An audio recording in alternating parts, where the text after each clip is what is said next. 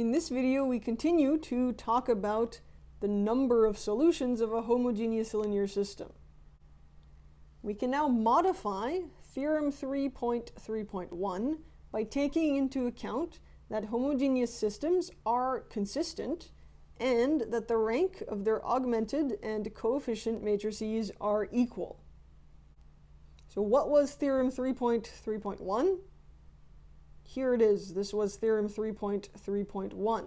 It was that a consistent linear system in n variables with augmented matrix aug satisfies this equation.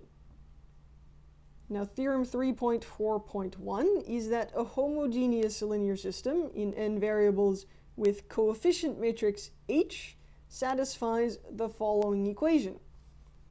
Number of free variables equals n minus the rank of H. We no longer need to specify that the linear system is consistent because we know that all homogeneous linear systems are consistent.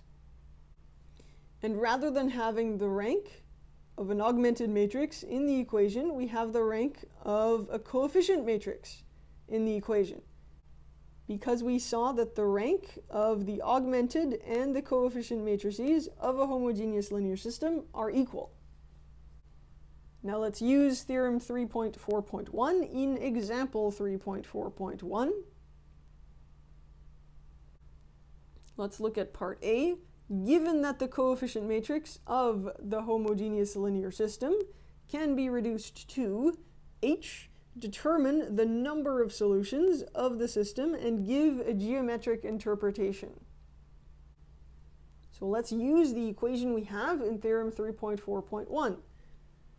We know that the number of free variables is equal to the number of variables minus the rank of the coefficient matrix. We know we have 3 variables. What is the rank of the coefficient matrix H? Well, how many leading entries do we have? 1, 2, 3. So the rank is 3. So the number of variables is equal to 3 minus 3, which is equal to 0. Since the linear system has no free variables, that means that it has one solution.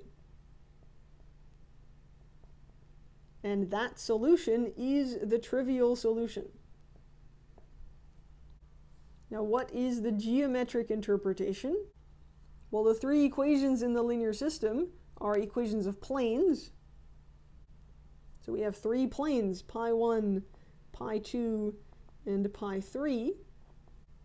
Since we found one solution, that means that we have 3 planes intersecting at a point, and we know which point they intersect at. The 3 planes are intersecting at the point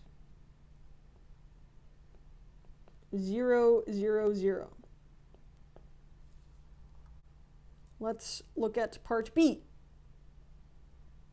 We have a new linear system and a new coefficient matrix. So again, we want to use the equation in Theorem 3.4.1. The number of free variables equals the number of variables minus the rank of the coefficient matrix H. Number of variables again here is 3. What is the rank of this coefficient matrix? Well, there are 2 leading entries. And so the rank of the coefficient matrix is 2. And so the number of free variables is 3 minus 2, which is 1. And so therefore, this linear system has infinitely many solutions.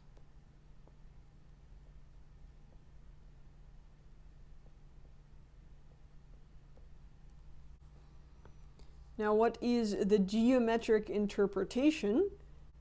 Again, we have 3 equations of planes, pi1, pi2, and pi3.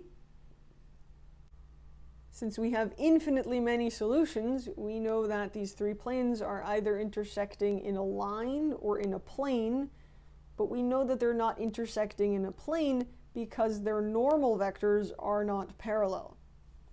And so the three planes are intersecting in a line. But since this is a homogeneous linear system, we know that that line must contain the point 0, 0, 0. So the three planes are intersecting in a line containing the point 0, 0, 0.